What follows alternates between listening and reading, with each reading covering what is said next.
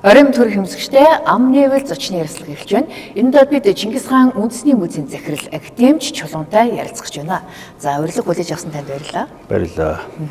Тэгэхээр бид одоо зориуд Чингис хаан үндэсний музейн онцлог түүхийн танин мэдхүйн талаас нь үзэгчдэд харуулахын тулд энэ музейд ирж ярилцлага хийж байна. Тэгэхээр их эзэн Чингис хааны маань шүтэн хөрөг энэ ард заларч байна. Тэгэхээр ер нь Чингис хаан энэ музейг байгуулах цагаас нь та хариуцаж ажиллаж исэн хүний хувьд өөрийнхөө тайлбарыг хэлэхгүй юу? Тийм. Ер нь манай энэ хааны өргөнд анх удаа ярилцлага авч байна. Өөрөө. Ер нь нэг ч ярилцлагын хийгдэг. Тий, нэгдсэнс хойш. Тэгэхээр 2019 онд одоогийн Монгол Улсын ерөнхийлөгчийн санаачлагаар анх музей байгуулах шийдвэр гарч ирсэн. За тэр цагаас эхлээд үзэл баримтлалыг боловсруулахаас эхлээд энэ төслийг дуусгасан. Тэгээ энэ өнөөдөр бид нэр энэ эзэн хааны их хүндэтгэлийн танхим гэдгийг. Тэгээ та бидний энэ ард эзэн Чингис хааны алтан хөрөг заларч байна. Ер нь бол монголчууд хөшөө гэдгүү байсан. Хөрөг гэдгийг. Тий энэ Сүхбаатар аймаг эдгэрт байгаа энэ эзэнт гүрний үеийн хүн чулуу шүү дээ. Энэ чинь нэгэсэндээ хөшөө шүү дээ. Энийг бол хөрөг гэдэг монголчууд бодно. Тэгэхээр бас их утгатай нэрлэж байгааз. Тий хүндэтгэж. Хуучин энэ тангим чинь юу байсан юм? Зүгээр эвент арга хэмжээний тангим гэж зориултна. Тий тэгээд ерөнхийлөгч Монгол банкн дээр очиод тэгээд ер нь бол энэ эзэн хааныхаа хөргийг алтаар бүтээж хийя гэдэг ийм санал гаргаад Монгол банк маш их таатай хүлээж авч дэмжлэг үзүүлсэн. Тэгэхээр энэ бүр түүхэн ярих юм бол тэр үед чинь ковид музейга барьж чадаагүй юу алтан хөшөө гэсэн тийм ээ. Музейг чинь талбарсан шүүмжлэл бид нэр лөвчин дайраал ингээл ийм болж исэн. Гэтэ яг хуу аргач үгүй тэр чинь хүнд нөхцөл байсан. Ингээд нэг 3 улс дээр төвлөрч хийлгий гэдэг асуудал үүссэн. Тэр үед Хятад, Япон тэгээс үлд нь Итали. За мэдээж Хятадд жах адармаатай манайхны ойлголт бол тийм ээ. Аныхаа алтан биеийг бүтээлгэн гэдэг. Дээрээс нь алтыг зөөж оруулах гаргах бас. Хоёрт нь Япон бол удаан. Тий. Дээрээс нь бас Японд урлагийн ертөнц бас юу илээ дэлхийн ертөнцид танигдсан. Ингээ Италиг сонгосон. Тий газар зүйн байрлалын хувьд холж гисэн Итали дотроо Да Винчигийн нутаг алдарт Флоренцд хийх шийдвэр гарсан. Италийн Арту гэж компани хийж бүх санхүүжилтийг Монгол банк гаргаж.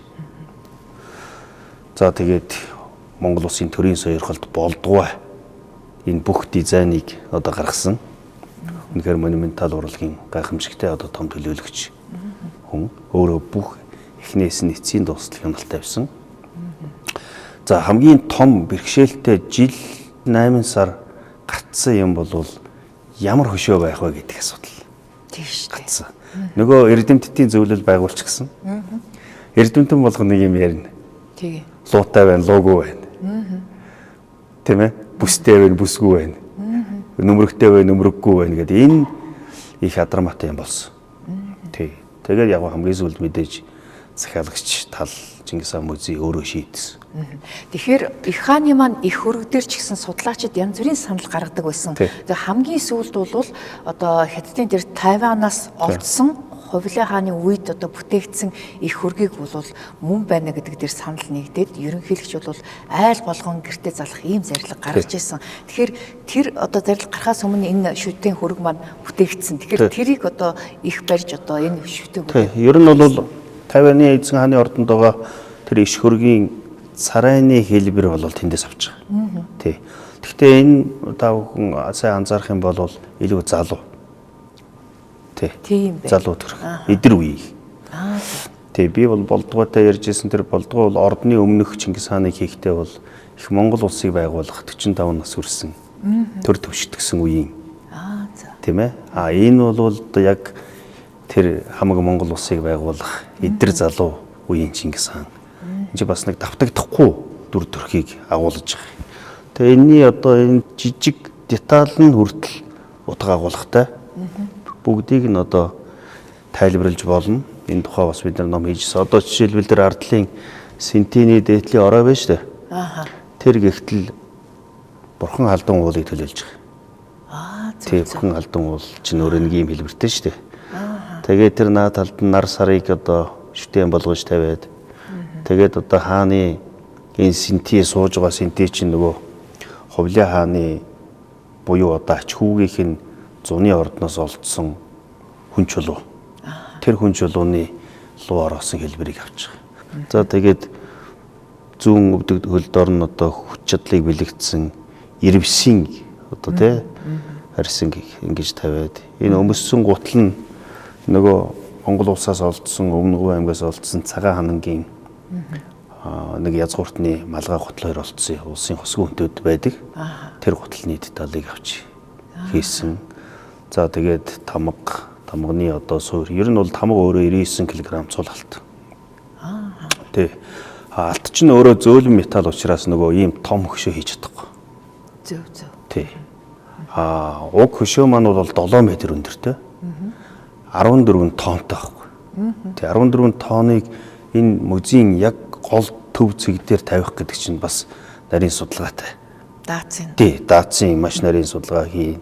Энэ чинь өөрөө нөгөө анханасаа ийм төлөвлөгөөгүй байсан учраас энэ даацын судалгаанууд хийгдэнэ. За тэгээд эргэн тойрны одоо энэ багнууд 13 багн байна. Чингисийн 13 хүрээ, монголчуудын нөгөө 13 говоо гэд хамгаалах тийм ээ. Тийм юг бэлэгдэж хийсэн. За багны дээд талд нь одоо тулгассан маягтай багны суурьнд байгаа энэ бад чинь өөрөө нөгөө Чингис хааны төрсөн дүү хасрын ордноос илэрч олдсон барилгын суурь байхгүй. Тий. Манайхан ингэдэг бад тавьчихлаа. Энэ одоо бурхан шашны юм тавьчлаа гэж бас шүүмжилдэг. Тэгэхээр ийм үетэй. Ер нь энэ музейн үүднээсээ эхлээд оройн шонхор хүртэл болвол санаагаараа зохиосон нэг юм байхгүй. Нэг ч уран сайхны дүрсэл байхгүй. Бүгд археологийн эд үлгийн зүйл, миниатюр зураг, бичгийн сурвалж энэ дээр тулгуурласан зүйлүүд сэргээж байгаа. Дандаа 13 дугаар зууны үеийн тий 13 хүннүү тэр бүхэн тий соёлын элемент. Тэгээ өөрөө нэг юм гинжи холбоотой. Жишээлбэл доотлын үүдний их хаалган дээр одоо нар сарыг дээдлэлтэнд шүтэн болгосон байна. Одоо буган хөшөөн дээр нар байна. Хүннүүгийн нар сар байна. Хааны шаниугийн мөрөгдөг. Тэгэл одоо Чингис хааны наран тамга байна. Юан улсын үеийн нар сар олдсон. Хөвсгөлөөс. Өндөр гэгэний соён дээр нар сар байна. За тэгээд 20 дугаар 111 он, 21 он, 90 онд соён бэн дээрээ дандаа нар сараа залж байгаа. Бүр социализмын үед аргаа барангуутал дээд талд нь 5 гушуу тавиад аваад үлдчихэж байгаа байхгүй. Тий. Тэгээ энэ монголчуудын буюу энэ нүүдэлчдийн төр тулсын энэ төрийн бэлэг тэмдэг өнөөдрийг болтол тасрахгүй явж байгаа. Ер нь 2000 жил бол ийм бэлэгдлээс солиогүй ард түмэн байхгүй. Байхгүй. Тэгэхээр энийг гол шүтэн болгож чинь хааны ардтал тавьж байгаа байхгүй юу? Тий. Өөрөөр хэлбэл нар сардаар тавьж ийн гэдэг чинь ертөнцийн дор энэ улс оршиж байна гэсэн. Тий.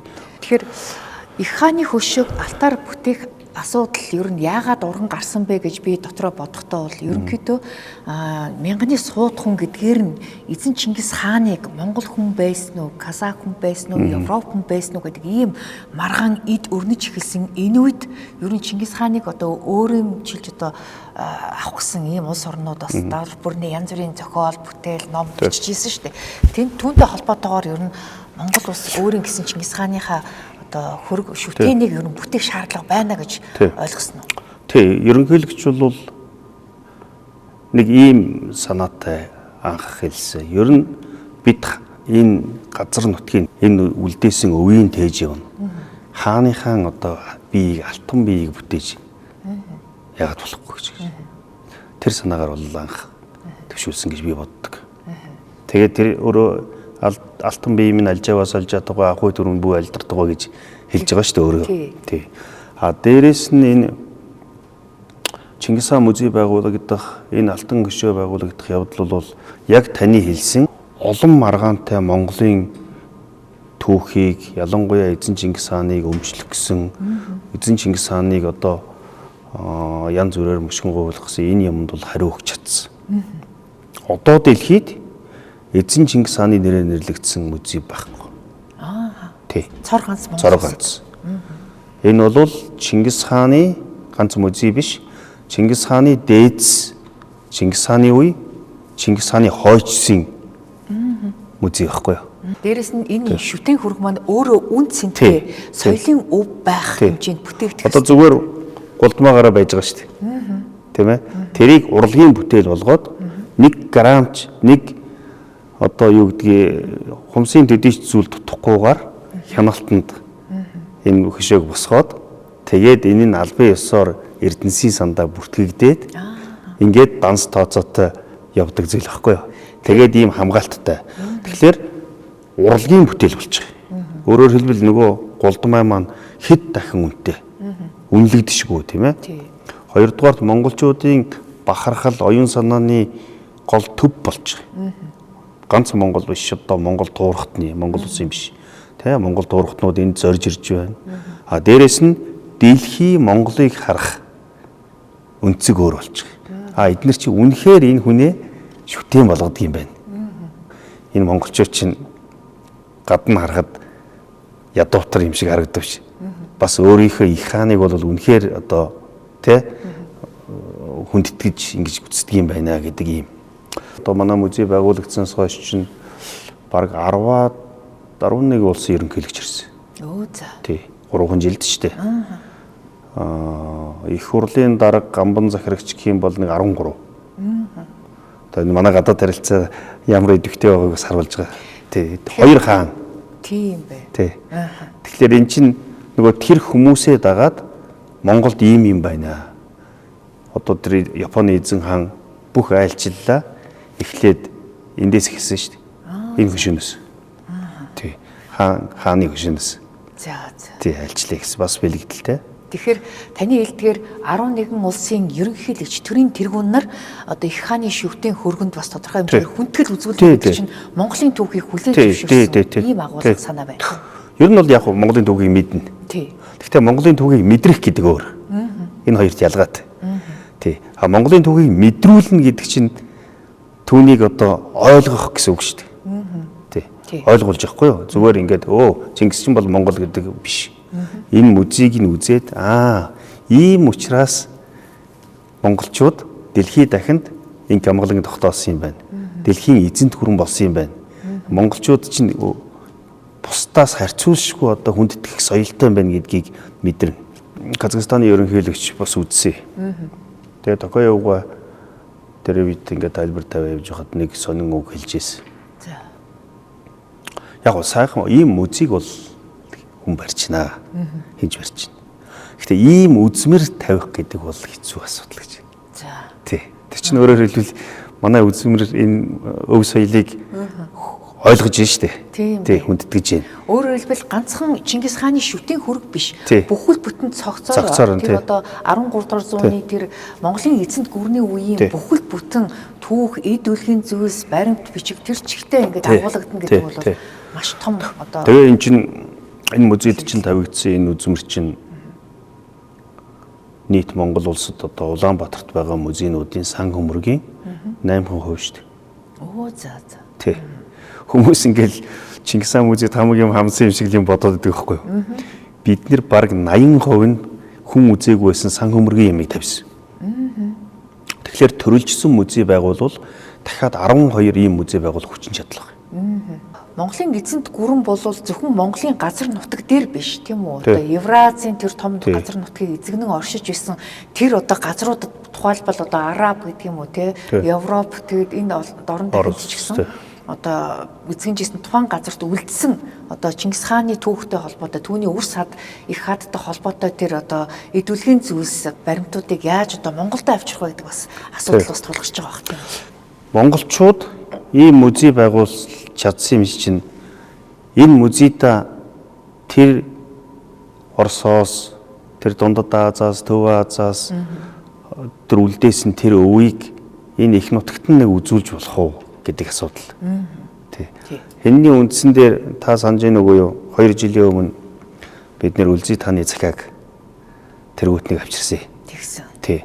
Өөрөөр хэлбэл Иранаас Үлзий таан Францын Гоо Филиппид бичсэн захиа 719 жилийн өмнө.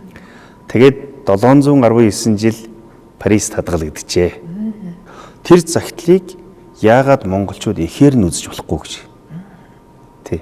Тэгээ ингээд хөөцөлдөөд тэгээ тэр Иран юунд Лувртойгоо Перс төвлөдсөн монголчуудын шаазан эдлүүд, Швейцарт байгаа дурсгалууд, тэгээ Үлзий тааны захиа тэд нарыг ингээд Монголд авчирсан. Тэгэхээр энэ их хуулбар биш. За. Ер нь гаднаас үзэсгэлэн авбал ер нь хуулбар ахгүй шүү дээ. Тий. Яг их юм. Францын үндэсний архивын дарга нь бол маш сайхан хүлээж авсан. Тэнд 3 захиа байна. Дуртай захиагаа Монголд тавьж үзүүлж байна. За. Тий. Тэгээд эн чинь бас хүнд итгэж яа штэ. Монгол улсын, Монголын эзэнт гүрний төвхийг. Тэгээд хамгийн том захиа 3 м 20 захиа чинь Үлзийтийн захиа байхгүй. 3 м 20 см. Үлзийтийн захиа бид нар чинь дандаа канонцсноор нэг юм 50-80 санжил үздэг байхгүй юу? Тий. Тэгтэл уг захиа өөрөө тийм том. Тэгэхээр ямар хүчирхгийн 80 санжийн өндөртэй. Тэгэхээр тэр хүчирхэг захиаг бас нэг үзүүлье. Монголчууд чинь дэлхийн 1-р дипломат хэл байна. Монгол хэл. 2-р Монголын хүч чадал Европод тэгж хурж исэн байна. 3-р манай өв ингэж хадгалагдсан байна. 4-р бид нэр энийг гаргах нөгөө орчин сайтай музей байгуулсан байна. Тэгэхээр ийм одоо цогц зүйлийг бол хийж болно гэж. Тэгээд ганц энэ музей байгуулагдсанаар нэг ингээд юм үзүүлэх нөхцөл бүрдээгүй юм аа. Хэд хэдийн юм шийдэгдсэн. 1-р энэ соёлын өвийн аюулгүй хадгалалт шийдэгдсэн. 2-р музей соёлын өвийн салбарын мэргэжилтэн бэлтгэгдсэн. Тий, бэлтгэгдэж байна. Дэлхийдээ харьцаж гэрээ хийж чадчихжээ шүү дээ үзэсгэлэнгийн. Музей хоорондын хамтаа ажилладаг тийм үү? Одоо нөгөө Европод гарч байгаа том үзэсгэлэнгүүдийн шин гэрээг манай залуучууд хийдэг шүү дээ. Тий. Тэгэхээр одоо Эрмитаж ч юм уу Луврын музейд одоо монголчуудын түүхтэй холбоотой үнэт үзмөрүүд одоо ч гэсэн байгаа баг. Тэрийг ер нь одоо их хувийн биш юм аа гэхэд хуулбарын авчирхны асуудлаар бас харилцаа холбоо сайжруулж байна. Асуудалгүй. Тэр бол гайгүй явж байгаа. Бид нэр ерөнхийдөө 13 улсаас авцсан шүү дээ. Тий, 13 улсаас авсан. Азербайджанаас авсан, Австриас авсан, Польшоос авсан, Японоос авсан, Оросоос авсан. Хятад зөвшөөрөөгүй. Тий, тэгээд ингээд Францаас авсан, Англиас авлаа. Тэгээд ингээд ерөнхийдөө нөгөө өөрт байгаа зүйлүүдээ авч байгаа. Гэхдээ нөгөө сэтгэл ханахгүй. Яг ихээр нь нэг тавьж үзье гэж бодоод байгаа байхгүй. За яагаад энэ төр үзэсгэлэн ч хамаагүй ихээр нь тавих хэрэгтэй.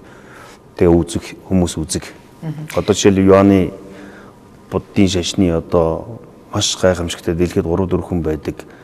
Будда байдаг байхгүй шаазан. За. Тий. Тэр шаазан авчирсан шүү дээ. Тэрийг хүн хараг. Тэгээд итгэх. Энд чинь манайхны нэг юм бас жаахан буруу ойлголт байдгийг. Тэр гадна байгаа Монголтой холбоотой бүх юм Монголынх бас биш. Энд чинь салшгүй. Тэр алтан ордны улсад хийгдсэн юмыг бид нэр нааш навн буцааж авна гэж байхгүй шүү дээ. Тэр чинь тэр улс тэрийгэ малтаад гаргаж ирээд үзүүлээд эн чинь алтан ордоо гэж танилцуулж байгаа чинь том дэвшил байхгүй.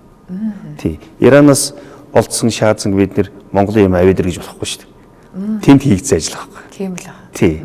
Тэгэхээр яг энэ бас дээрээс нь Монголоос гарсан юмнууд чинь нилээд нь зарчсан юм. Хувь хүмүүс тэр үедээ янз бүрийн хүмүүс одоо тэр бурхнуудын чинь тэр болгон бид нэр одоо холгоож авчирсан гэдэг хэцүү шүү дээ. 1913 онд Ухта Мөсгий гэдэг хүн албан ёсны экспедиц ажилуулад түүнд одоо зарсан ямыг бид нэр аваад ир гэж хэлэх хэрэггүй байхгүй. Тий. Тэр чинь булааж аваагүй шүү дээ. Яг энэ хэдийг бас ялгах хэрэгтэй. Тий. Яг энэ нэг асуудал үүсдэг байхгүй юу? Би ингээд дэлхийн том музейнуудад байгаа юм уу эсвэл одоо Эрмитажд байгаа юм уу ноён улаас бусна. Ингээд авчираад энд үзэсгэлэн гаргая гэхлээр сайхан ямыг авчирлаа гэхээсээ илүү өөрийнхөө юмыг одоо ав гээл ингээл дайраал. Жишээлбэл Үлзий тааны захиаг бид нэр авч үлдэх ямар ч боломжгүй байхгүй. Одоо тэгэл буцаах. Тийм шүү дээ. Зүгээр харин үзүүлж байгаа нь том дэвшил баг. Ягаад тэгэхээр энэ Чингис хаан музей байгуулагдахлаар олон улсын стандарт үзэсгэлэн гаргах танхимтай болж байгаа. Тий. Өөр байхгүй шүү дээ Монголд. Тийм шүү дээ. Тий байхгүй. Нөгөө агаарын, чигшлийн, аюулгүй байдлын, давхар хамгаалалтын тэгээд нөгөө гарц орц энэ бүх зүйл энд ганцхан шийдэгдсэн. Дээрээс нь бид нар бас дэлхийн сонгодог сайхан юмнуудыг үзэж болно. Тий 3 жилийн өмнө Караважог авчирсан Италиас одоо алдар цэргэн мандалтын одоо зураач их зураг. Энэ жил Рафаэла зургийг нэг зураг. Тэ олныг бол яагаад байгаа юм. Тий даатгал нь өндөр. Тээвэр нь өндөр. Тэр чинь нэг Монгол зарлалын дааж авдаг хөөх. Монголоос гарч байгааг тэд нар даана. Тий. Тэгэхээр энэ бас өөрийнхөө бэр тэнкэнд хамаарах хэрэгтэй. Тэгээд яг нь Монголд тэр дундаа Азад гэж байгаа эднэр Италийн одоо Боргези галерейгаас Рафаэлийн болон Бернинингийн баримл анх удаага Аз твдгүүл тавьж байгаа. Тий. Тэгэхээр тэр оригинал зургийг энд үзэх боломж юу болж байгаа юм. Тийм бай. Тий 9 сарын 15-нд гарна. Тэгэхээр эний чинь хөөцөлдөх процесс нь өөрөө дор хаяад жил ахсан. 2 жил. Энийг бүгдийг юу гэж хэлж байгаа юм бэ гэхлээр Чингис хаан музей байгуулагдсан явдал бол биднэрт Монголдо соён гэгэрэлэх төдийгүй өөрийн түүхийг дэлхийд таниулах, өрөөлийн түүхийг Монголд үзүүлэх боломж өрдөж байна л гэсэн ийм нөхцөл. Тэгэхээр хэдэн жилийн өмнө одоо Чингис хаан музей Францад гарах асуудал дээр бас үл ойлголт. Тийм маргаан. Тийм. Тэр энэ дээр тэр бол Монголтой үсээгүй. Өөр Монголтой үссэн. Хятадтай. Тэр намайг соёлын яамд ажиллаж байхад. Яг нь Францын Нантад том үзэсгэлэн гаргах гээд Францууд ажилласан юм байлээ. Тэгээд Чингис хааныг болон Монгол эзэнт гүрэн гэдэг нэр тавихгүй гэж. Харин тийм маргаан гарсан. Тэгээд ингээд мэдээж одоо Францууд ичин шүү дээ тэр чинь. Болохгүй юм чинь гээд. Тэг яг тэр маргааны үед Монгол санал тавьсан. Францын талд. Гэхдээ бид нэр гаргаж чадсан шүү дээ. Тий. Тэр үед музей байгуулагддаг байсан. Тийм баг шүү. Гэхдээ гаргаж чадна гэж. Тэгээд одоо тэр үзэсгэлэн маань 23 оны 10 сард нээлттэй хийгээл 5 сарын дотор 250 мянган хүн үзсэн. Оо за. Тий. Монголын түүхийг 250 мянган хүн зорж очиж үзэж штеп. Тийм бай. Тий. Тэгээд 24 оны Европын топ үзэсгэлэн болсон юм. Тий. За тэр үзэсгэлэн маань бол дараа нь Чехэд гарсан. Одоо зүүн Европын гол төв штеп. Чехийн үндэсний музейд гарсан. Тэгээ одоо энэ 6 сарын 22-нд Англид гарах гэж байна. Тий. Англид Лидст тэр эзэн хааны зэвсгийн музей гэж одоо тэр бүх эзэн хаадуудын үе үеийн зэвсэг, тэтэм тэр юу байдгийг үнэтэй цайдын хадгалагддаг гол газар. Тэгээд эх жилийн 4 сард Канадад ингээд нэг үзэсгэлэн явчихж байгаа. Нөгөө нэг эзэнт гүрэнд юу Чингис хаантай холбоотой нэг том үзэсгэлэн Берлинд гарах 10 сард. Тэгэхээр манайхаас 4 үзэсгэлэн явж байгаа байхгүй юу? Яг энэ Чингис хаан дэлхийг хэрхэн өөрчилсөн бэ гэдэг тэр Францын үзэсгэлэн Канада, Англи гэж явж байна.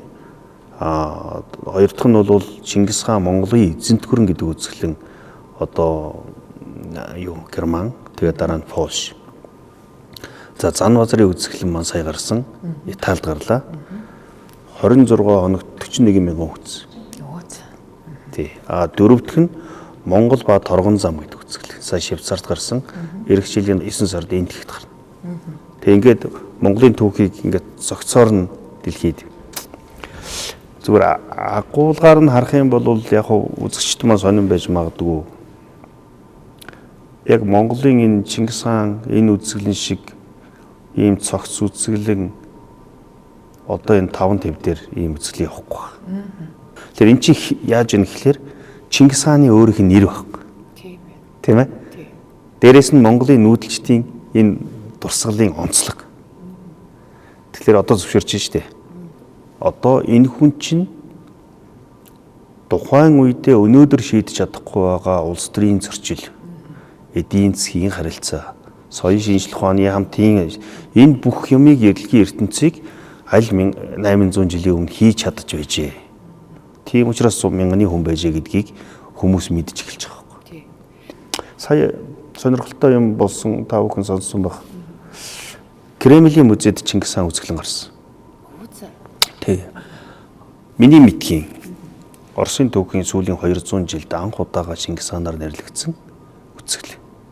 Тий. Чингис хаан түүний удмынхан Орос орн ба дэлхий дахин гэсэн үзэсгэлэн.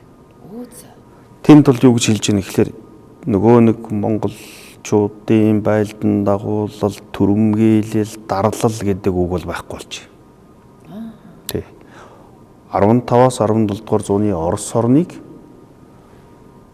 нэгдмэл байдал бий болгож хөгжлийн эхлэлийн гараа тавьж ордны одоо ёс дэгийг бий болгоход Чингис хаан түүний угсааныхан үүрэг гүйцэтгсэл гэж байгаа. Тэгэхээр эн чинь зөвшөөрч байна. Одоо ингээд Оросын 17 дугаар зууны Романовын угсааны түүх. Тэгээд одоо Иван Грозныгийн үе юм уу тэр үеийн ордны ёс ёслол дэг эдлэл хэрэглэлүүдийг харахад яг цэвэр алтан орд.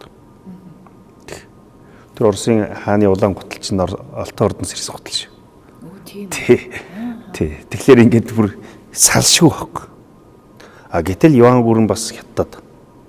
Одоо Иваны хөгшин азан, Иваны торго, Иваны тэр том торгоны үйлдвэрүүд, Иваны усан болоод одоо та бүхэн харж байгаа шүү дээ. Бээжин. Хөвлөгийн байгуулсан. Хаан болгосон шүү дээ. Тий. Тэгэхээр чи энэ монголчууд ямар их хүчрхэг, ямар их юмыг бий болгож чадсан бэ гэдэг бас их онцлогтой. Тэгэхээр энийг энэ музейн үзмэр өв соёлыг таниулах систем, энэ Монгол төрөөс явуулж байгаа одоо энэ соёлын талаарх бодлого. Ялангуяа энэ сүүлд Монгол улсын ерөнхийлөгчийн сүүлийн 2 жилийн айлчлалын хүрээнд энэ Төв Азийн улсуудад их харилцаа бий болж штэ. Гэтэл за яг улс төрийн харилцаа байдгийн бооз. Эдийн засаг нь байдгийн бооз. Бизнес. Нэг том харилцаа соёлын харилцаа. Тэгэхээр бид нар ч нөгөө харьцахгүй хин хинийг харьцахгүй байсан учраас ийм ойлголтын зөрүүтэй байсан. Тийм ээ. Одоо ингээд жишээлбэл бид нэр Казакийг муулаад байдаг. Казак Монголыг ойлгохгүй Чингис манайх гэдэл одоо ингээд байдаг. Гэтэл энэ хоёр чинь мэдээлэлээс солилцох хэрэгтэй байхгүй. Эрдмийн төвшөнд, соёлын хамтын ажиллагааны төвшөнд тэгж байж энэ ойлголцол зөв болно. Би түрүүнд хэлсэн шүү дээ. Токоёв ерөнхийлөгч өөрөө музей үзээд за Чингис бол үнэхээр тэг очиод ярьсан биз дээ тий. Одоо энэ Чингис хаантай битгий юм яриад наа чи монгол хүн гэдгийг. Альва хүн ер нь бурхан шүтэнтэй ингэж мөргөж ингээ хүсэл одоо зорилгоо ингэж одоо даатгадаг юм байдаг шүү дээ. Тэгэхээр энэ эзэн Чингис хааны одоо энэ шүтэн хөөргөнд бас хүмүүс одоо залбирч мөргөж яхад бас ажил үс нь бүтэж байх юм байна гэсэн тийм шүншгэлсэн байдаг гэж би сонссон юм байна. Энэ манай музей чинь музейгаас гадна бас нэг жаахан тийм шүтэний газар. Ер нь анх зорилго нь ч тэр. Бас жаахан хүндэтгэлийн тийм байх ёстой гэдэг. Та мэдээж барилгын доор одоо шүтээ юужиг орно. Барилга анх барихад чи бас нэг жирийн музей биш шүү дээ эзэн хааны нэртэй. Тийм учраас энэ манай Алтан өшөөний доотлолд бас их шүтэн бий. Монгол улсын төрийн дахилгатай 10-аад их уулын шороо чулуу Монгол улсын газар нутагтаар урсаж тогтож байгаа их нуурууд, голуудын усчин ширгээгээ давс болдгийг. Тэгээ тэрийг. За тэгээд Монгол улсын газар нутгаас олддог эрдэнэс, зэс, мөнгө, алт, оюу гэдэг эднэр 9 эрдэнэ. Тий, тэгээд цэргийн бүрэн хэрэгсэл, тэгээд одоо судар ном энэгээр ингэж шүнсгэлж одоо амар усаан гэж үздэг. Хүмүүс бол их хэхэн хүндэтгэлтэй одоо хандаж эзэн хаандаа одоо амьтаа гэж ойлгодог. Тэгээд яг бүс нутагт Монгол туурхтан дотор яг ийм шүтэн одоо орцсоос өөр алга ба штэ. ордс жаахан хориотой болсон. За. Тий. Чингис хааны хөшөөнүүдийн одоо Хятадын нутаг дээр байгаа Чингис хааны хөшөөнүүдийн бичээсүүд чинь бүгд авагдсан шүү дээ. Оо тийм үү. Тий. Төрийн байгууллагт хааны иш хөргийг өлгөхийг хориглосон. гэж сонссон. Тий. Тэгээд одоо бол яг манай энд ийм чөлөөтэй эзэн хааныхаа одоо эн чинь их сонин газар. Тэр би үзэгчдэд сонирхуулж ярихад ер нь ярьдгүй. Яг манай энэ газар чинь энэ богдын алтан сүм байсан шүтээний. Одоо энэ Чингис хааны музей байгаа тий энэ газар тий. 1911 оны 12 сарын 29-нд тусгаар тогтноход Богд хаан энэ одоогийн Богдын музей ногоон ордноос гараад энэ шар ордон нь энэ ардлын 4-р дэлгүүрийн урд байсан. Одоо энэ суйсын жаахан баруухан урд, зүүхэн урд Автай сааны өргөө байсан. Өндөргийгээний одоо өвөгийн. Тэгээд Богд энэ төрийн их ордондоо залрахынхаа өмнө энэ сүмд ирж мөргсөн. Тий. Тэгэхээр их учиртай газар болоод. Ер нь бол өөрөө их авшигтай газар. Тий. Тэгээ яг ардталтан залгаа Автай сааны өргөө байна шүү дээ. Өндөргийгээний өвөө. Автай саан хан чинь өөрөө эзэн хааны алтан ургийн яг голомт нь төшөөтэй нэ. Тэгээ ийм эрдэнэ зүг эзэмшижсэн юм шүү дээ. Тэгээд хар орон дээр өөрийнхөө сүмийг байгуулсан. Өнөөдөр ч гэсэн хар орныг хадгалж үлдсэн юм чинь эрдэнэ зул болчих шүү дээ. Тий. Тэгэхээр ийм одоо утга учиртай газар юм билэ. Тэгэхээр ер нь одоо их хаад юм уу өдөрдөгчдийн одоо иш хөрөх хөшөөг одоо ингэж алтаар бүтээсэн улс ер нь дэлхийд дээр хэдвэт юм болов? Бид нар бас судалж үзсэн. Ер нь маш цөөх. Тий. За яг гоо диктатурууд ч юм уу ганц нэг тийм хүмүүс л байна. Тийм ээ Дөвөө Азийн одоо жишээлбэл Язвын хөшөө ч юм алтан биш. Гэтэ яг алтныхаа орц хэмжээнийхээ хувьд бол манай энэ хөшөө хамгийн том. Тий. Хамгийн том. Тэгээ энэ бид нар бас яванда нэг генсид бүртгүүлэх санаатай байна. Их хааны иш хөргийг. Тий. Тэгээд ерөнхийдөө та бүхэн ингээ сайн анзаарах юм бол хийц, ур тийм ээ биеийн харьцаа энийг бол үнэхээр гайхалтай тийм ээ зөв хэмжээтэй хийгдсэн гэж урлагийнхан бол хардгийг. Хамгийн одоо үзэгчдэд сонирхолтой байж болшгүй тийм ховор сонин содон үсмрээс таваас газар дээр нь тайлбарж болох уу? Тэгээ болно. Тэгвэл явъя да тий.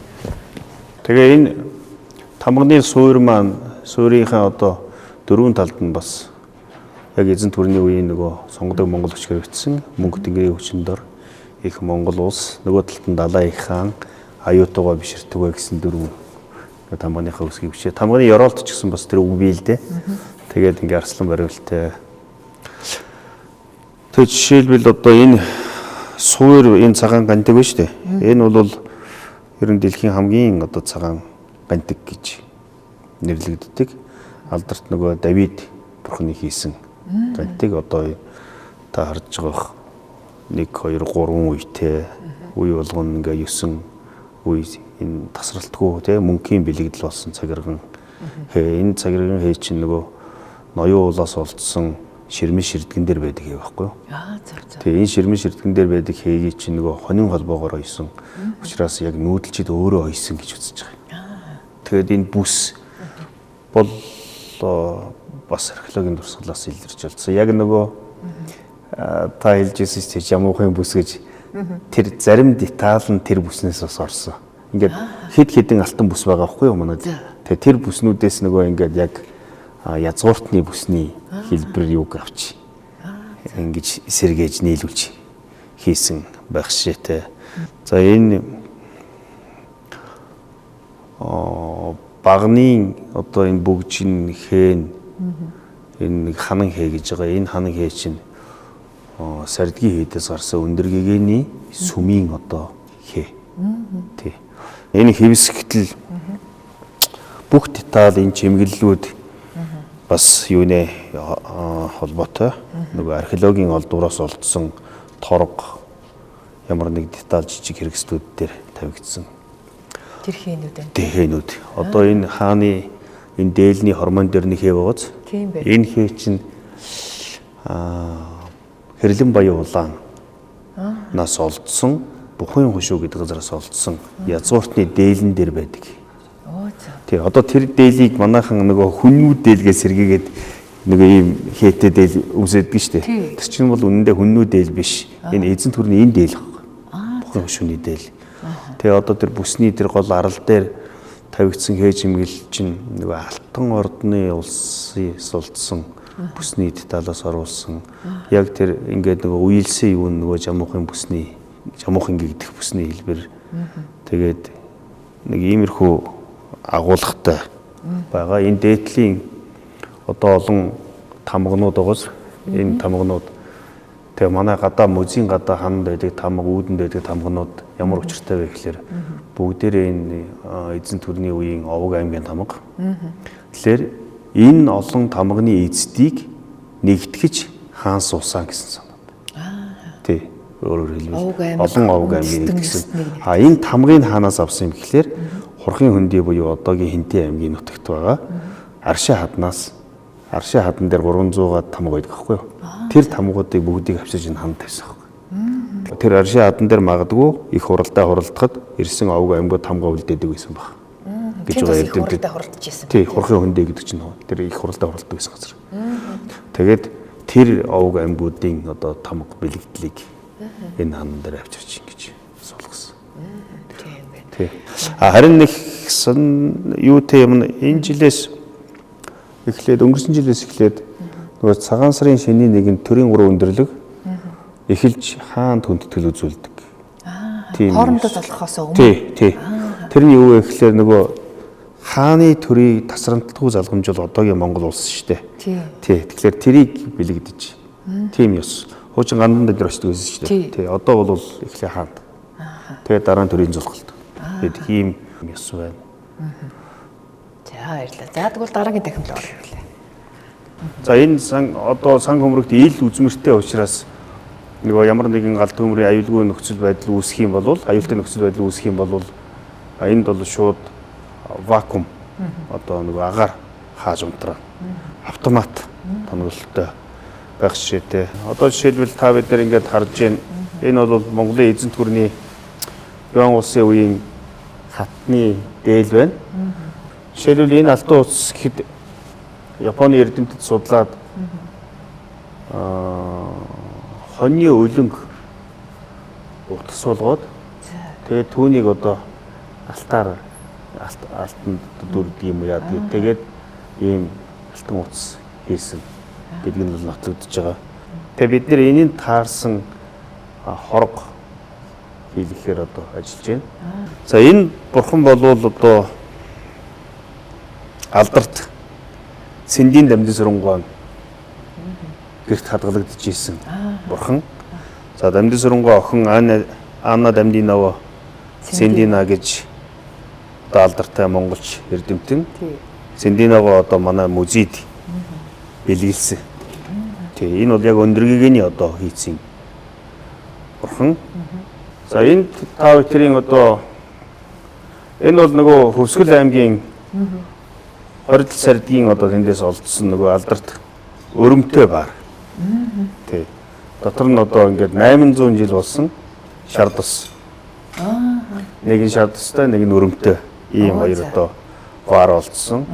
Нөгөө булшны доор цэвдэгтэй хөлдөө хадгалж исэн учраас ингээд маш сайн хадгалагдсан. Энэ бол онцгой үзмэр. Тэгэхээр энэ одоо хөргөгч маань ихэд жишээлбэл нөгөө феронгу яг зориултын хөргөгч байхгүй. Тий, ийм жирийн хөргөгч биш. Одоо энэ сеп байна. Бидний харж байгаа. Энэ сеп чинь нөгөө шатдаггүй сеп. Оо за. Тий. Галт төмөр гарахад одоо шатахгүй. Тий. Тэгэхээр энэ сепийн дотороо бид нөгөө тосгүй ховор нандин зүйлүүдэд хадгална. Энд чинь ногоон дарыг хадгалагддаг гэсэн. Тэгээ яг заал руу орсон байна. За. Тэгэхээр энэ сеп хүртэл нөгөө өөрөө ийм стандарт. Тийм бай. Байх хэвээр. Саяхан нөгөө нэг жамуухын бүсийг Монгол банкны ертөнцийн сангаас танай музейд байршуулсан гэж сонссон юм байна. Тэр маань үзмэрийн дахинд байгаа юу? Үзмэрийн дахинд байгаа. Тэр тэрийг очиод харж болох уу? За тэг. Яг энэ чинь нөгөө нэг ийм суран дэвсгэртэй байгаа шүү дээ. Тэгээд тэрэн дээр л одоо шигтгэж юм чимгэл хийсэн ийм л одоо бүс. Сурн нь бол олдоогүй юм тийм. Тий. Одоо тэр илгэдсэн. Ингээд энэ дэвсгэр тоноглууд алтан чимэглэлүүд үлдсэн. Энэ жижиг товруунууд гоц. Тийм ээ. Товрууг ингээд томруулж харах юм бол тийм зүрийн хээ чимэглэлүүдтэй. Заавал тэр хүний зэрэг дэв бүтээсэн гавья. Тэгээд удам мураг хиний угшил тэргээс их хамаарч янз бүр. Тэгээд сонгон харихнаас дадартуулаас олдсон. Ер нь 95 см урттай. Ийм л бүс шууд жамуух гэж нотлогдоогүй учраас бас хэлэхэд хэцүү. Ямар ч байсан 13 4-р зууны үеийн гэж үзэж байгаа. Тэгэхээр Монголын эзэнт гүрний үед бол жишээлбэл одоо тэр алтан бүс байна, тийм ээ. Энэ болор бүс байна. Ингээд тэр цаана нөгөө ийм алтан зүүмэлтэй бүс байна, Дэлгэр хаанаас олдсон. Хинтийн аймгийн Дэлгэр хаан сум бас. Тий, Дэлгэр хааны бүхэн хөшөө. Тэр дээлтэй хамт. Тэр дээлтэй хамт олдсон. Энэ бас л гоёмсог. Тийм байна. Алдарт хэрлэн баялуулсан олдсон бүхэн хөшөөний Монголын эзэнт гүрний үеийн дээл. Өсгөө үдтэй. Энэ одоо чимэглэл энэ юунууд ч л одоо нөгөө хүннүүдэл гэж манайхаа яриад идэх шин шүү дээ. Энэ чинь яг цэвэр 13 дугаар зууны язгууртны дээл. Ихэнх зүйлүүд бол яг хүннүүд ч юм уу тэрнээс дараах төрөг эдрийг бол оршуулганд байгаа ийм алтан янз бүрийн эдлүүд бол амьд ахуйдаа хэрэгжилж ирсэн зүйлийг дуурайж хийсэн байдаг. Оршуулганд зориулж, хойд насанд зориулж. Энэ эзэнт гүрний эднэр бол яг тухайн хэрэгжилж ирсэн зүйлсүүдийг авч идэв. Тийм бай тээ. Тэгээд энэ гэргээ санамсаргуугаар Баян-Улгийн аймгийн Булган сумын нутгаас олсон юм. За. Тий. За энэ гэргээ юугаар онцлогтой юм бэ гэхлээр Ховлын хааны дөрвөлжин үсгээр бичигдсэн. Тий. Тэгээд мөнх тэнгэрийн хүчин дор хааны нэр хутгатай болтугай хэн үл бишрэх алдах өгөх гэсэн нэртэй нөгөө алдарт үгтэй. Тий, дөрвөлжин бичгээр бичигдсэн. За гэргээний өрөөсөн одоо энэ синжиний хажуу талд бол дугаартай. 69 гэсэн дугаартай. Энэ хэн авч явсан хэний их үү гэдгийг ойлгомжтой болно. Тэгээ энэ санамсаргүй олдсон. Ер нь Монгол нутгаас олдсон цор ганц гэрэг. За. Бусны далай гадна дотноос томилогдож яваад тэндээ үлдсэн. Тий, одоо голдуу ихэнх нь Оросын нутгаас ижлийн хөвөөнөөс олдсон. За, Японд байгаа нэг манайх хуулбарын авсны гэргээ бол энэ Өвөр Монголын нутгаас олдсон. Бус өөр гэргээ бол олдоогүй. Тий, тэгэхээр энэ хүмүүс нөгөө гэргээг хаасаагүй олддог юм шиг боддгийг. Алтай уусаас зүүн тийшээ өөр гэргээ одоо олдоогүй. Харин байгалийн биеэс бол олдсон. Энэ хойд Хакаси нутаг одоо соёны нурууны ардаас олдсон. Тэр алтан гэргээ одоо тэр бол Эрмитаж хадгалагдаж байгаа. Манайх нөгөө гадаадаас хуулбар авсан гэсэн шүү дээ. Тэр хуулбаруудын нэг нь. Тэгээ энэ гэргээ маань бол одоо Эрмитажд их нь байгаа. За. За Японы Тенри их сургуулийн номын юунд музейд байгаа гэргээ бол 1930-ад оны үед Өвөр монголчуудыг нөгөө японочууд эзэмшсэн шүү дээ, захирсан. Тэр үед олж авчихсан гэргээ. 80 жилийн дараа нээж 2016 онд гаргасан. Тэгээ яг тэр бол яг Чингис хааны амьд ахуй үед хийгдсэн гэргээ. Тий. Тэр гэргээний тухай яг Чингисийг амьд байхад 1210-ад онд Монголд ирсэн Хятадын элчийн тэмдэглэл дотор байгаа гэргээ. Тий. Тэгээ тэрний яг копи буюу хуулбарыг манайд хуулбарлаж өгсөн байх жишээ. Тэнд одоо жишээлбэл бас нэг усан онгоцох шиг байна. Тий, очихгүй. Тэгээ тийшээ очие. Монголчуудад яагаад одоо усан онгоц тавьчихсан юм бэ? Хүүхдийн дагаломжиг гэж бодож иж магадгүй. Гэтэл Монголын их гүрэн Юан улсын үед Ховлын хаан бол 20 дугаар зууны дунд хүртэлх үед хүртэл хамгийн том усан флотыг байгуулсан. Тэгээ монголчууд. Тэгээ энэ Японд мэдээж одоо нөгөө хоёр удаагийн их салхинд сүрсэн. Тэгээд энэ сүрсэн онгоцнуудаас одоо далайн ёроолоос одоогор бол мэдгэж байгаа нэг 3-ыг болоод байгаа. Тий. Одоо яг ямар байсан бэ гэдэг тэр усан онгоцны моделийг Японд хүн эзэмшдэг.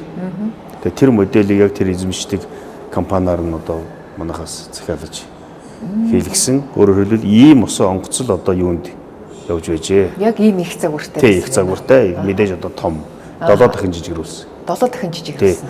Ийм усан онгоц байсан гэдэг. За үнийг нотлох одоо энэ гол тусгал нь бол энэ Японы эзэн хааны ордонд хадгалагддаг. Энэ Монголын байлдан дагуулын үеийн энэ зураг байгаа юм. За. Тэгэхээр энэ араа жоохон хожуу 15 6 дугаар зуунд зурагдсан.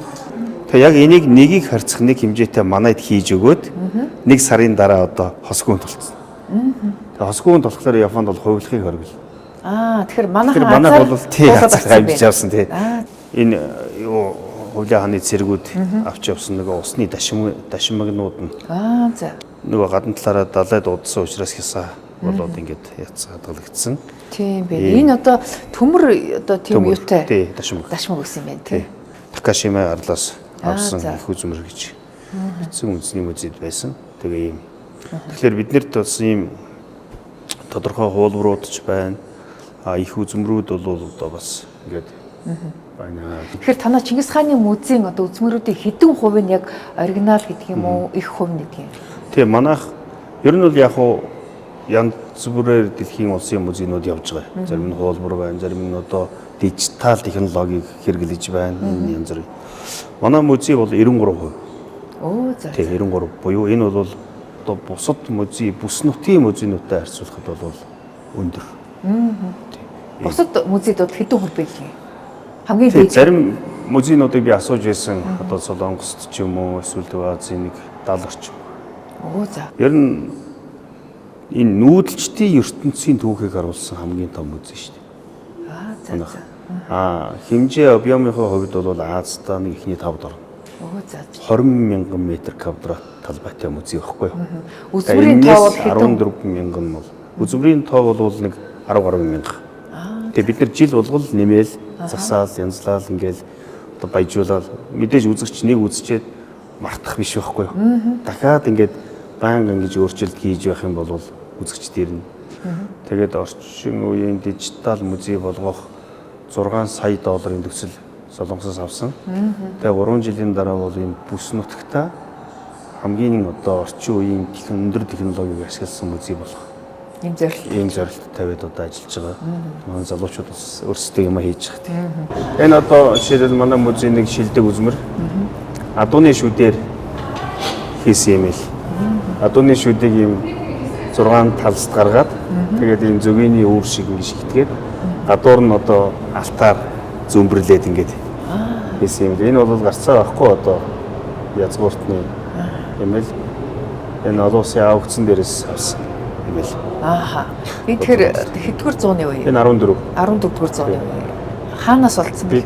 Энэ бол хаанаас олдсон мэддэхгүй байгаа юм. Гадаадын нэг дуудлага худалдаанаас олдсон. Хэр хэмжээний үнэтэй дуудлага худалдаанд? 300 саяас нь 200 гаруй. За. Дуудлага худалдаанд хүмүүс аваад тэгээ манай төвчөрсөн. Гэтэ адууны шүдээр хийсэн тэр эрдэнийн чулуугаар адууны шүд ийм талс дүүс гэж хийсэн юм л Монголын Сүхбаатар аймагаас олдсон. Тэгэхээр ийм яс Монголд байсан байгаа байхгүй. Тийм бай тий. За энэ бол одоо бидний манай музейн бас нэг гол дурсгал. За өндөргийн зан базар бол одоо олон бүтээл төрөвсөн тэдгэрийн нэг нь одоо ногоон дарих. Олон дарих дотроос одоо хамгийн онцлог нь одоо гэж үздэг. Тэгэхээр бид миний бодож байгаагаар бол энийг одоогийн Төв аймгийн Эрдэнэ сумын нутаг Сардгийн хийдэд хийсэн байхаа гэж боддог. Тэгэхээр энэ өндөр гэгийн өөрөө яг одоо гараараа урлан бүтээсэн. Өөрийн одоо утрын бүтээл гэж ойлгож болно. Тэгээд сүүлд 1940-од оны үед их хэлбэгдүүлэлтийн дараа амар баясгалантаас ирсэн бололтой байдгийг. Тэг богдын музейд. Ягаад Чингис хаан музейд одоо тавигдж байгаа юм бэ гэхээр энэ ногоон дээр их чинь өөрөө бүтээсэн хүн нь Чингисийн угсаа. Алтан ургийн хүн. Алтан ураг. Дээрээс нь одоо энэ Монголын бахархал гэдэг танхим энэ танхим. Тэгэхээр монголчууд дэлхийн ертөнцид дайн байлдаанаас гадна бас оюун ухаан, урлаг, шашин соёлын одоо том гайхамшигыг гаргасан гэдэг утгаар нь бол ногоон дээр их онцолж гэж нэг заалан тусгаалan тавьдаг. Одоо энэ ингээд нөгөө дэлхийд дарахсан Монгол өв. Ерөнхийдөө яг одоогор бол дэлхийн нэг 10-аад улсын сан хөмрөг, архив, музей, номын санд хадгалагдаж байгаа зүйлүүдийг тэдгээр улсын эрдэмтдтэй хамтарч хийгээд байгаа юм. Ер нь бол яг миний тооцоо бол нэг 20 гэж үзэж байгаа. За тэгэл болий. Тэгээд 14 бот гэдэг чинь цаана дахиад 6 бот нэмж гарах. Төлөвлөжсөн байгаа. Одоо 14-т нь Франц, 15-т нь Чех, 16-нд Польш, тэгээд нэг Америкийг нэгийг гаргая гэж бодож байгаа. Энэ Британий нөгөө алдарт нөгөө цүнх штэ Монголын хатны. Тий. 800 жилийн өмнө Монгол хатныг хэрэгжилжсэн цүнхний загвар одоо ч гэсэн одоо загвараа алдаагүй. Юун ээлгүй. Юу ээлгүй гэдэг шиг те. Ийм одоо ийм гайхамшигтай. Одоо энэ нөгөө алдарт өндөр гэгэний одоо өөрийн хийцийн мандала энэ нэг ийм дэлбээ байна шүү дээ. Энд чинь ингээ бүгд ингээ хомигдчихна. Тий. Тэгээ энэ дэлбээн дотор ингээ бүгд бурхлуудаа ингээ хийсэн ийм маш технологи бүхий. Бүр энэ дотор бас нэг сони юм байгаа шүү дээ. Энэ сайн оюун намын сүрэн 1913 онд Оросд айлчлахдаа нууцаар Английн эзэн хаанд одоо илгээсэн захиа. Тий. Энэ захиа одоо Оросоос тусламж гуух тэр үедээ давхсан. Нууцаар хэд улс төгсөн юм шиг байгаа. Японд лав өгсөн. Тэгээ энэ бас Англид өгсөн байт юм байна. Тусгаар татналол баталгаажуулах гэж ингээд тий. Тэгэхээр энэ тэгээд одоо захиа хаана байх вэ? Одоо Британий номын санд байна. За. Тэгэхээр энэ дотор одоо жишээлбэл 5 бот нь Орос байгаа. 4 нь Эрмитаж. За. Тэгэхээр Эрмитаж чинь дэлхийд Монголын ямыг хадгалж байгаа хамгийн том сав. Тэгэхээр энэ Эрмитаж дотор байгаа буддын цуглуулга нэг бот. Нөгөө ноён уул чинь нэг бот. Ноён уулаас нэг ширхэг өөдөсч үлдэхгүй хэвсэн. За хар хорны цуглуулга нэг. Тэгээд янз бүрийн одоо нөгөө гоёл чимгэллийн монголчуудын уралж исэн тийм зүйлүүдийн цуглуулга. Тэгэхээр энэ 4 ботыг Эрмитажд байгаа зүйлийг хэвлснээр одоо Эрмитажд бол хэвлээгүй зүйл бараг үлдээгүй. Нөгөө талаараа энэ 13 ботыг одоо уншиж үзснээрээ дэлхийн их одоо музейнүүдээр аялцсантай адилхан ийм л одоо ойлголт өгдөг шүү дээ. Тэгэхээр тэр болгон хүн очиж үзэж чадахгүй. Тийм ээ. Тэгэхээр тэр боломжийг л Монголд авчирч байгаа байхгүй. За Монголд үнэхээр одоо Германд энэ bay шүү. Дайнд энэ байна хөөе. За энийг хараад нэг юм хийх хэрэгтэй гэж ингэж одоо улсын төвхийн 30 бот бичигдэж байна шүү дээ. Ерөнхийлөгчийн зарилгаар. Тэгэхээр энэ 30 ботын хүрээнд чинь энэ бүгдийг хэрэглэх хэрэгтэй. Тий. Манайх бол юу хийдэг вэ гэхээр жил болгоны эцэст дэлхийн топ гэсэн номын сангуудад шинэ гарсан номнуудаа илгээдэг. Тий. Тэнд байрлах хэрэгтэй байхгүй юу? Тий. Тэгэхээр энэ номнууд ч гэсэн одоо дэлхийн топ номын сангууд руу явах юм байна тийм. Парисын номын санд байх хэрэгтэй, Британий номын санд байх хэрэгтэй, Конгресст байх хэрэгтэй.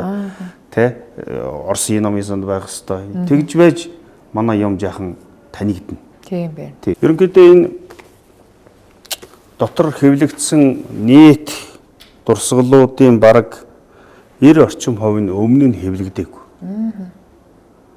Тий. Тийм байна тий. Аль хэвтчихсэн. Олонний хүртэл болоогүй. Болоогүй. Тэгээ тэр листийг чи үзнэ. Сонгоно. Мэдээж бүгдээрээ багтахгүй. Төлөөлөл болгоно. Заримыг нь бүрэн оруулна. Ингээл.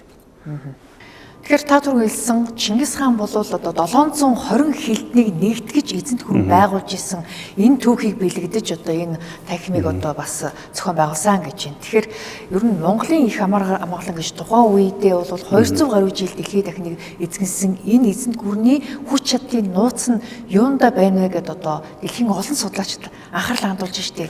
Энэ дээр та юу гэж бодож байна? Одоо ер нь манай их хааны бүх юм нууц. Тийм ээ? Энэ их амжилт нууц. Төрсөн нууц. Түүний тухай бичсэн нууц, товчоо нууц. Тэгэхээр энэ бол үнэхээр онгон нууц. Тэгэхээр энэ яагаад ингэж юм гэхээр үнэхээр Чингис хааны түүх бол хүн төрлөختөнд тийм хэмжээнд одоо онцгой мэт байж чадсан. Яагаад гэхээр Чингис хаан хэний санаанд багтамгүй их эзэнт гүрнийг байгуулчихсан. Тал нутагт төрснөг өн чинь хөгдсөн шүү дээ. Тийм ээ. Тэгтэл ертөнцийг захирч Гэхдээ хүн төрлөختөн хамгийн зөв голдролоор нь эргүүлж чадсан тийм одоо хүн. Тэр үед хүн төрлөختөн хамгийн замбраагүй байсан. Ялангуяа Евразиас. Түүнийг имхэлж, амар амгалан тогтоож, төр төсийг бэхлэж, тийм ээ. Гэхдээ өөрийн төр төсийг хүчээр тулгасангүй. Тэр 720 хилдэн ард түмэн гэдэг бол хэдийгээр төсөөлсөн байх л та олон хилдэн. Гэхдээ Чингис хаан энэ олон овг аймаг өөр өөрийн соёлтой, өөр өөрийн зан үйлтэй, өөр өөрийн сэтгхийн онцлогтой хүмүүсийг нэгэн дээвэр дор оруулж нэг улс мэт татвар хураад сунаа гэдэг чинь хүчирхээгийн бэлэгдэл. Тэгээд түүний угсааныхан 20 дугаар зууны ихэнх үе хүртэл тэр Чингис хааны одоо төр засах ухаан, тэр Чингис хааны амьдралын философи амьд байсан гэдэг чинь гайхалтай байхгүй юу?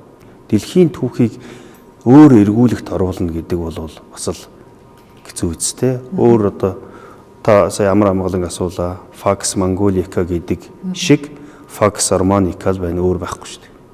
Хүн төрлөختнийг хүчээр биш ухаанаар захирсан.